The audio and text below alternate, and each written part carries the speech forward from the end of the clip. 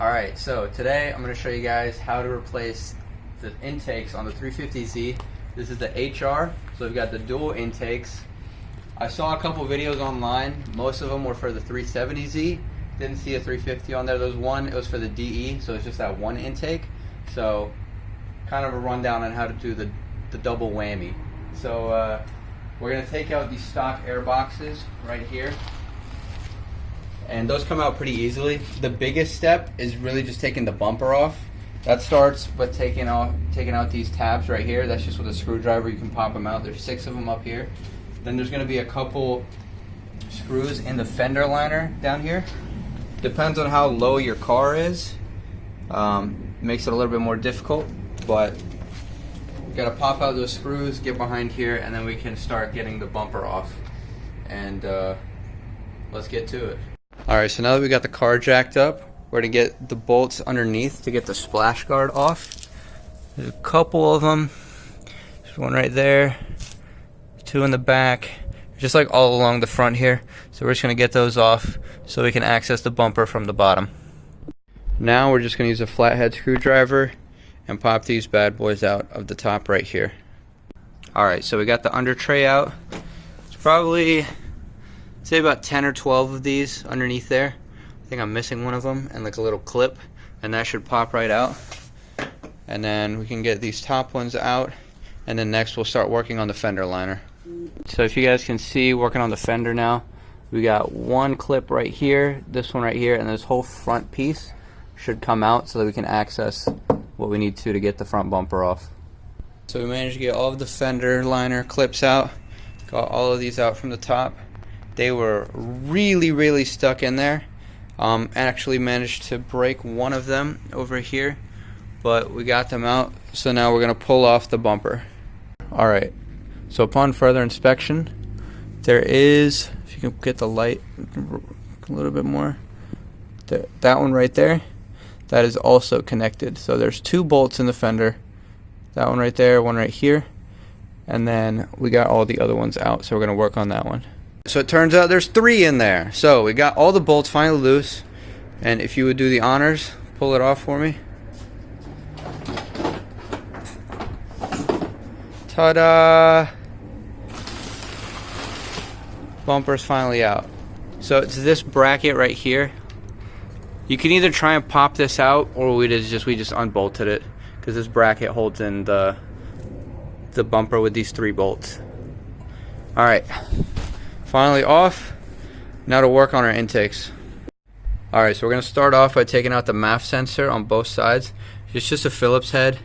You can unscrew the 2 bolts for it, pull it right out. Then we're going to loosen the clamps for the intakes, one right there, and then take out the bolts and clips for the stock air box, and we're just going to repeat that on both sides. So we just managed to get the piping out from this side. You just loosen it, pull it off from right here, and you can separate the piece, and then the box, it just pops straight out. So you just want to get that one bolt off right here, you just pull it straight up, it'll come right out. And then afterwards we have this piece right here, just that one clip, and then this will come out as well. So that's so we can have some more room running our new pipe through. And then we're just going to do the same thing on the other side. Alright, so you're going to want to get these hose clamps off of your old intakes, because you're going to be reusing them. This is how it should look on the new one at the top, and then we'll work our way down and get it set up. So we found out that you have to replace this baffle here, so you got to take it all out and then replace it with the hose that comes with it, and you have to really force it on over the current one that's going across. The instructions suggested using silicone. I would also recommend doing that, because it's really difficult to get that in there. But after you do that, you just connect this side up here, the other side to the intake, and then that is the left side done. Alright, so on this side we're reusing that same baffle and got that short part connected back up to the intake, and then went ahead and got it tightened on top. Just to recap on this side slides over in right there, and then tightened on this side as well. Then they come down. We're going to attach our silicone hoses and then just connect our intakes on both sides, and then that should be it. Alright, so after lots of struggling, we finally got them in. So biggest thing was on this side, to get that short hose on there, you have to trim down the baffle that has two other hoses coming out of it. You have to trim it down behind the line that it's at, and then it'll fit right on there perfectly. Leads down. And we've got both of these all lined up and ready for the startup. Alright, so we're going to go ahead and do the first startup.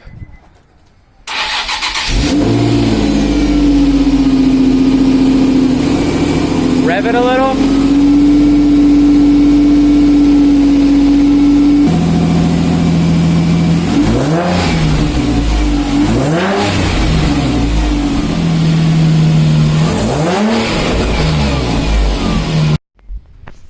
Alright, so it got a little dark last night, difficult to see, but I ended up getting the intakes installed.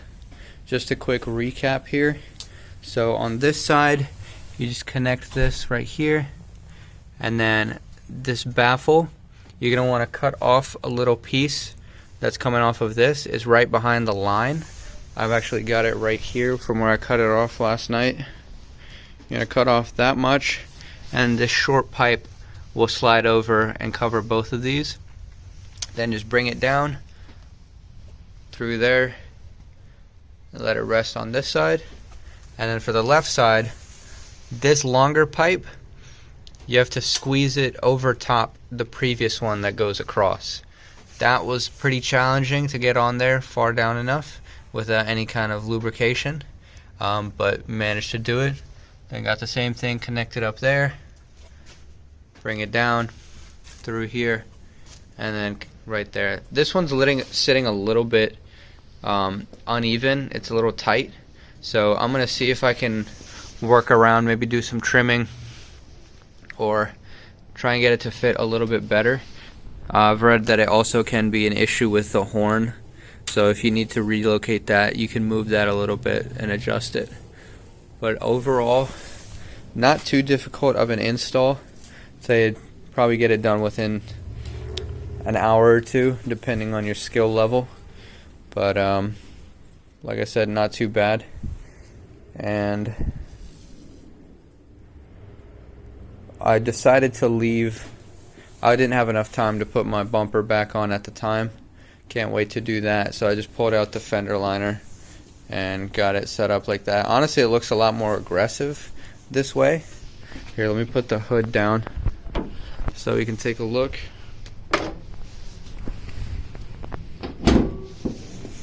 This gives it a really aggressive look on the car. But gonna have to put that bumper back on. But anyways, thank you guys for watching. I hope I did a good job of explaining this installation. Feel free to leave any comments.